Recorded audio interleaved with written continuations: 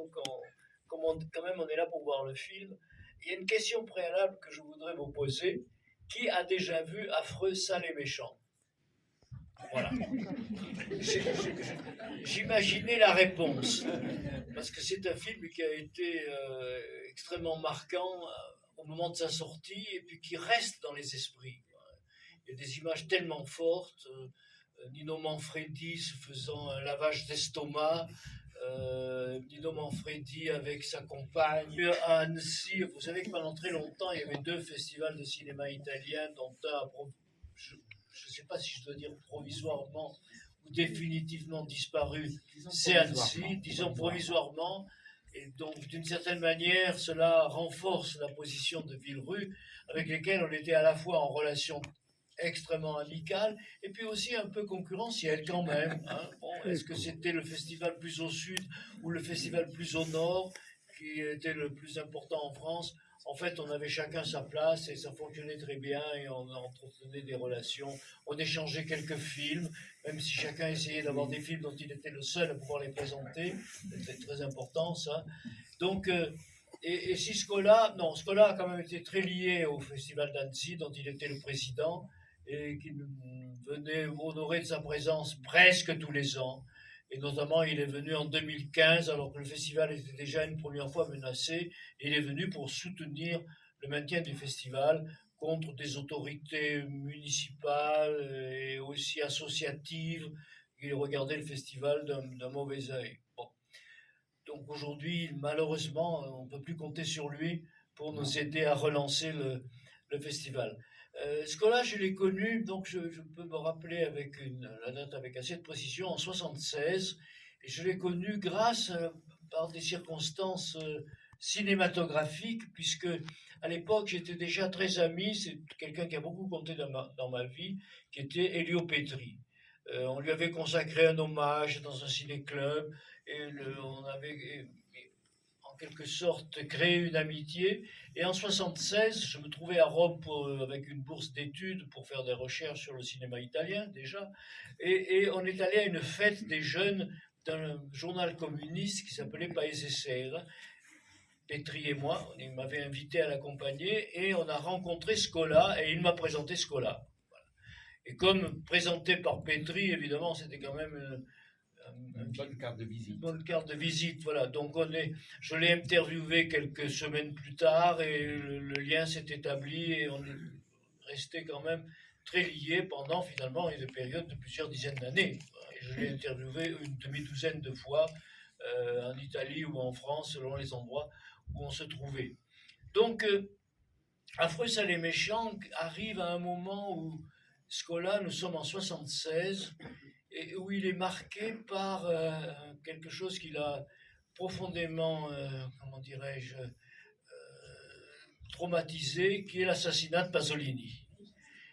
Pasolini a été assassiné en novembre 75 et le film est tourné précisément dans cette période. Et c'est pendant le tournage que Scola apprend que Pasolini a été assassiné.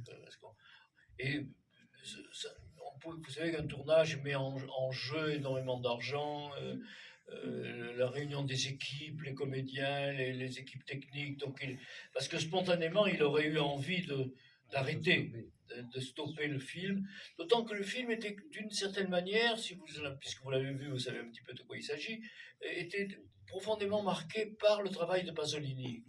C'est-à-dire qu'il essayait de reprendre un petit peu ce que Pasolini avait fait avec Acatone, avec Mamaroma, c'est-à-dire la description des périphéries romaines, des faubourgs, des bidonvilles.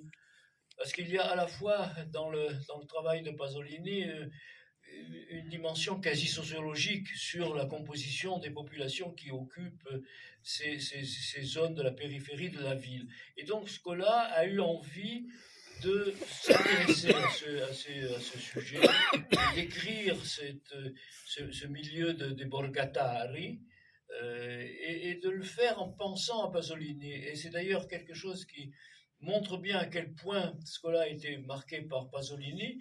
Il avait convaincu Pasolini, enfin il avait demandé à Pasolini d'enregistrer une préface, de venir introduire le film, d'expliquer un petit peu ce qu'étaient les enjeux du film, de dire un petit peu ce qu'étaient ces personnages, beaucoup d'immigrants venus du Sud qui ne trouvant pas à se loger s'étaient installés dans ces bâtiments précaires, soit de véritables bidonvilles, soit des maisons délabrées, un état sanitaire quasi inexistant, enfin des conditions vraiment de vie extrêmement précaires. Et donc Scola voulait reprendre cette idée et avait demandé à Pasolini de venir faire une préface. Et Pasolini, venez vous asseoir. Il y a 2 places là. Il y a encore 2 places là, 2 personnes là. Une 3e là-bas. Et des bonnes places là, hein. Oui, oui. Profitez-en, hein. On s'interrompt pour que vous ayez le temps de vous asseoir. Les bonnes places. Ils ne veulent pas les bonnes places. Hein. Bon, 2-3 bonnes places. alors les derniers qui n'ont pas trouvé de place vont venir là, comme ça au moins. Au premier rang. Au premier rang et au deuxième rang, peut-être un peu près, mais Le enfin. premier rang, c'est toujours celui qu'on occupe pour la fin. Ouais. Voilà. Là. Et puis il y en a encore derrière. Une autre encore derrière. Voilà. Une là et une là-haut. C'est Stop. Bon, donc Pasolini avait accepté de venir enregistrer face caméra et le film se serait ouvert avec cette présentation de Pasolini. Scola disant, beaucoup de livres, même de romans, sont parfois introduits par une préface écrit par un autre écrivain qui introduit son collègue en expliquant un petit peu ce qu'est le livre qu'on s'apprête à lire. Et donc Pasolini aurait enregistré ça. Il avait même déjà indiqué à Scola qu'il viendrait habillé avec un costume blanc, pour être dans le fond élégant, pour introduire ces bruti sporchi e cattivi. Alors bruti, je veux dire, c'est pas des brutes, ce sont des laids. C'est laid, sale et méchant. Hein. Bruti, ça veut dire laid, ça ne veut pas dire brut. Hein. Et ces gens, effectivement, sont laids. Manfredi, c'est peu de le dire. Bon. Donc, et alors, comme vous l'avez deviné par rapport à ce que j'ai déjà dit précédemment, cette préface, malheureusement, Pasolini n'a pas pu l'enregistrer pour la bonne et triste raison qu'il a été assassiné. Quoi, hein. Et Scola, vous verrez d'ailleurs, le film est dédié à Pasolini. Le film est dédié à Pasolini comme petite marque pour rappeler qu'il y a eu cet antécédent. Alors, au départ, Scola avait pensé à ce sujet plutôt comme un documentaire. Il avait fait Trevico Torino, qui était l'histoire d'un jeune homme venu du sud de l'Italie qui allait essayer de s'insérer à Turin et de devenir ouvrier, ce qui était le bâton de maréchal de ces méridionaux, devenir ouvrier à la Fiat. Hein. Entrer à la Fiat, c'était la récompense suprême. Donc, il était parti un petit peu sur l'idée de faire, il y avait comme cela un certain nombre de bidonvilles dans la périphérie romaine, de faire une enquête sur ce qui au départ aurait peut-être comporté quelques éléments de fiction, mais pour l'essentiel aurait été un documentaire. Et puis finalement, le projet a évolué. L'insistance des producteurs pour qu'il y ait quand même un support promotionnel, c'est-à-dire que le film fonctionne commercialement. Alors le support promotionnel, c'était Manfredi. Hein.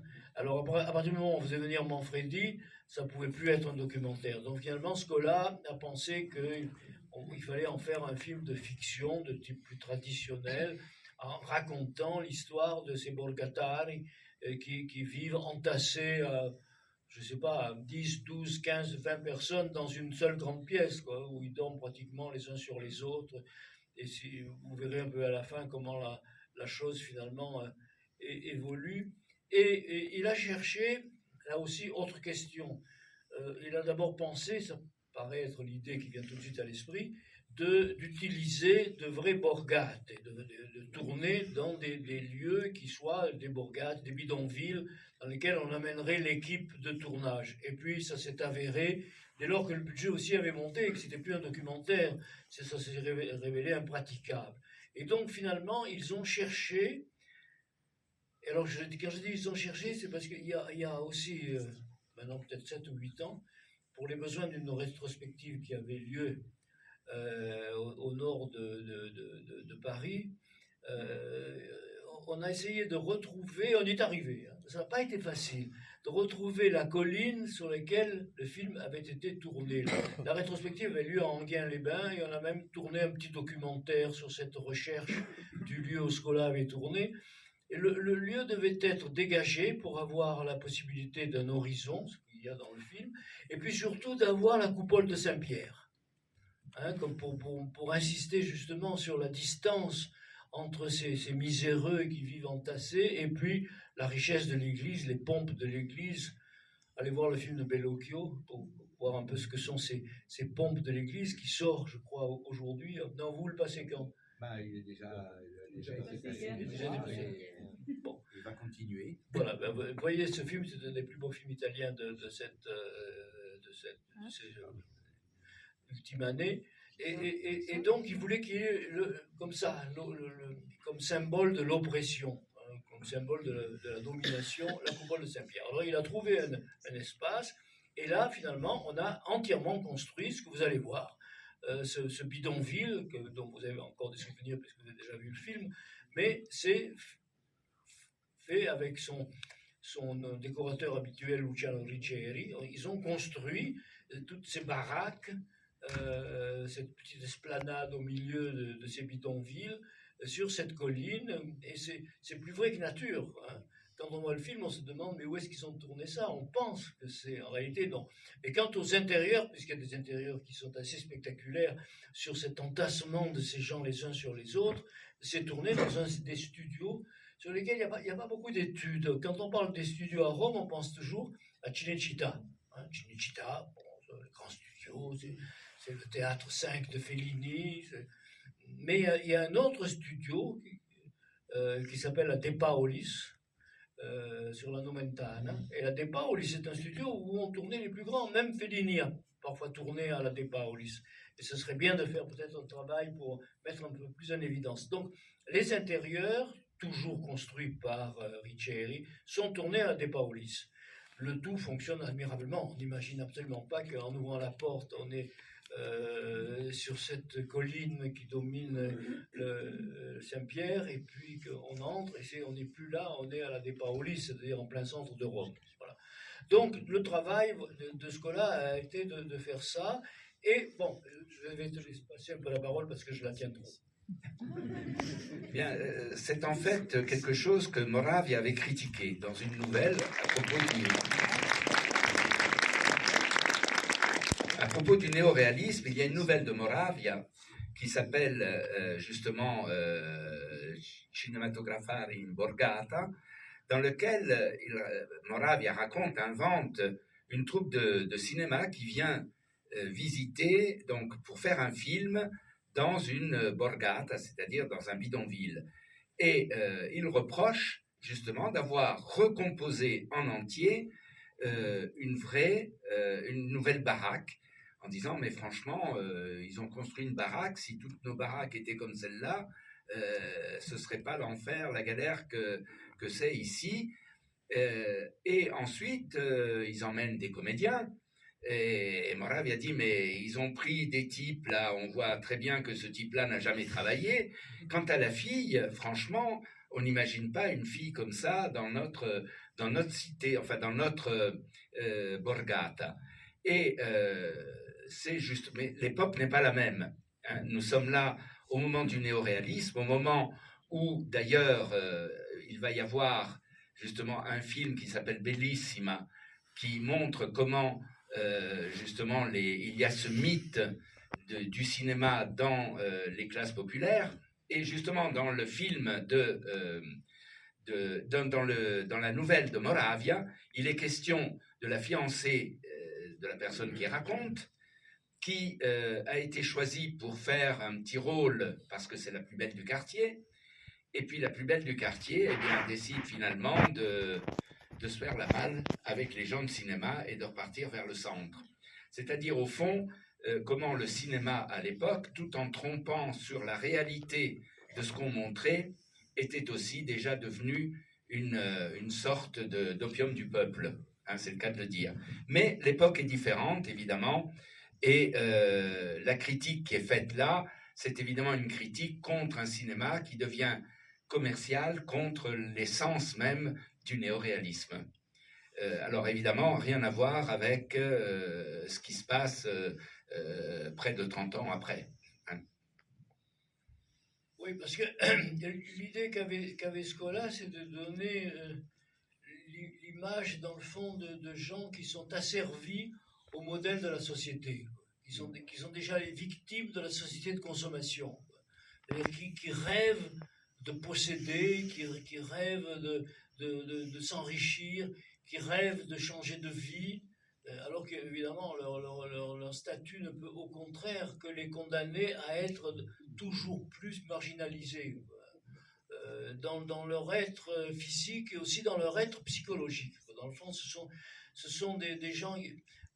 C'était une des idées de Pasolini que Scola reprend totalement à son compte.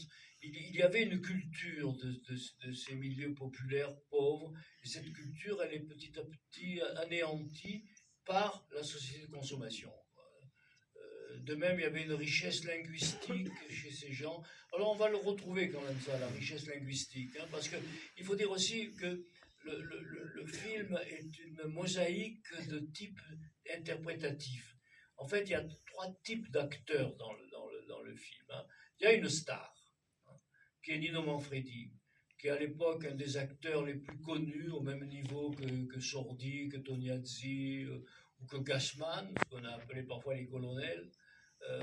Il y avait aussi Mastroianni, mais un peu à part. Mastroianni, il avait un double registre que n'avaient pas les 4 autres. Donc, il y a Manfredi. Et alors, il dit avec Manfredi, j'étais obligé, c'était quelqu'un qui était assez histrionesque, j'étais obligé de le brimer, c'est-à-dire de l'obliger à avoir un jeu plus neutre, hein, plus contenu, pour pouvoir être crédible dans le rôle, parce qu'il aurait pu faire, regardez comme Manfredi est bon dans ce rôle. Non, lui ce qu'il voulait, c'est d'une certaine manière faire un peu oublier l'image de Manfredi. Et Manfredi, qui était un acteur très intelligent, l'a compris et s'est assez bien adapté à devenir crédible dans ce rôle de patriarche du bidonville. Après, il y avait un certain nombre de petits acteurs, y compris des acteurs de Pasolini. Par exemple, Ettore Garofalo était le protagoniste de Mamma Roma de Pasolini, et vous allez le revoir. Merli, Pasolini l'avait fait jouer dans les Mille et une nuits. Quoi. Donc comme ça, c'était aussi des petits signaux qu'il voulait donner à Pasolini pour encore mieux justifier sa présence en ouverture du film. Enfin, la grande majorité des acteurs ne sont pas des acteurs. Ce sont des gens qu'il a recrutés pour leur bouille, pour leur physique, pour leur parler. Hein, d'où là la richesse des niveaux dialectaux. Hein, puisque Scola avait remarqué qu'il y avait, par exemple, beaucoup étaient des méridionaux, et selon les générations, ils ne parlaient pas le même... Enfin, si, c'était le même dialecte, mais transformé. Les plus anciens, par exemple, ceux qui arrivaient des Pouilles, parlaient un dialecte des Pouilles encore, comment dirais-je, lié aux origines, un dialecte pur. Puis ensuite, la deuxième génération mélangeait le dialecte avec le romanesque, c'est-à-dire avec le dialecte de Rome, qui n'en est pas un d'ailleurs, qui est un mélange un petit peu, il y a moins de racines authentiques. Un laisser-aller linguistique. Un laisser-aller linguistique, alors que les dialectes du nord comme du sud sont souvent, on dit dialecte, mais en fait ce sont quasiment des langues. Bon. Et puis il y avait la dernière génération qui parlait romanesque, qui s'était totalement imbibé, romanisé, et qui n'avaient plus que quelques expressions qui étaient encore liées à leurs origines des Pouilles. Voilà. Donc, c'était aussi la sensibilité de Scola, qui lui-même était un méridional, que d'écouter ces dialectes et d'en enrichir son travail. Alors, tout ce collage, on ne sent pas cette différence quand on voit le film. Hein. On serait incapable. Oui, quand on a vu beaucoup de cinéma italien, on reconnaît certains acteurs, mais quand on en a vu un peu moins, c'est difficile de faire la différence entre un acteur qui est un acteur doté déjà d'une certaine expérience, un acteur dialectal qui a déjà pu tourner dans quelques films ou qui a fait du théâtre dialectal, et puis les total non-acteurs, hein, qui sont juste des gens qui, dans le fond, amènent leur personnalité. Un non-acteur, c'est un acteur qui est choisi parce qu'il est très proche, humainement, physiquement, psychologiquement, du personnage qu'il va interpréter. En fait, le non-acteur ne joue pas, il amène sa personnalité, il amène son physique, et ce qu'on a d'ailleurs de leur donner les textes, mais juste comme guide. Il leur demandait absolument pas d'apprendre par cœur les textes pour les dire. Il leur disait, voilà, c'est ce que tu faut dire, mais tu l'adaptes, tu le dis comme tu le sens. Et les laisser jouer, ce qui est un des éléments forts du film, d'écouter cette liberté, dans le fond, qu'ont les acteurs, ou les actrices, bien sûr, acteurs. Quand on dit les acteurs, on l'emploie comme un neutre. Ça désigne aussi bien les hommes que les femmes. On ne va pas faire de l'acteur point ES. Bon, non, les acteurs, les actrices. En plus, pour les actrices, il y a le féminin. Hein. Bon, alors, on peut dire les acteurs et les actrices. Bon. Et les non-acteurs et les non-actrices. Voilà. Vous allez retrouver dans le film. Dans ce film qui comporte des morceaux d'anthologie, sans doute que Manfredi n'a jamais été aussi extraordinaire que dans ce film, parce qu'il y avait aussi Scola savait établir peut-être l'acteur auquel il est le plus lié, et qui est d'ailleurs le metteur en scène qu'il a le plus souvent dirigé, c'est Mastroianni. D'ailleurs, Mastroianni, on pense toujours que c'est Fellini qui l'a dirigé le plus, mais c'est pas Fellini, c'est Scola qui l'a dirigé dans un plus grand nombre de films que Fellini. Donc, avec ces acteurs immenses, il a tous fait jouer, que ce soit Gassman, que ce soit Sordi, que ce soit Tognazzi, tous fait jouer. Et Manfredi, là, qu'on voit aussi dans Nous sommes tant aimés, bien entendu, là est au summum, il y avait plusieurs heures de maquillage pour en faire l'image que vous allez voir. Et donc, on est là, c'est un film qui aujourd'hui a une valeur quasiment de, comment dirais-je, de document sociologique. Oui, en fait, je crois que c'est aussi l'un des moments grandioses de la comédie à l'italienne, qui est la preuve que par le biais de la comédie, on peut transcrire pour un public assez grand une idée très, très profonde, qui est celle de Pasolini, à savoir la culture du capitalisme, la culture de la télévision est en train de tuer toutes les cultures populaires, et les couches les plus populaires sont finalement homologate, comme disait Pasolini, à une culture dominante qui est en fait une culture oppressive, qui est celle qu'on voit ici, c'est-à-dire le comportement initial de ces personnes, le comportement naturel de ces milieux a été pollué par une simili-culture qui vient de la télévision, de la publicité, etc. Et cela passe à travers la comédie, c'est-à-dire une idée somme toute très, très profonde sur la société italienne, sur les transformations que subit la société italienne à l'époque, se transcrit ici dans une comédie extrêmement populaire. Et ça, je crois que c'est vraiment l'un des aspects les plus grandioses, je crois, d'Ettore Scola, d'être capable de faire ça. Rien à ajouter. Très bien. Merci.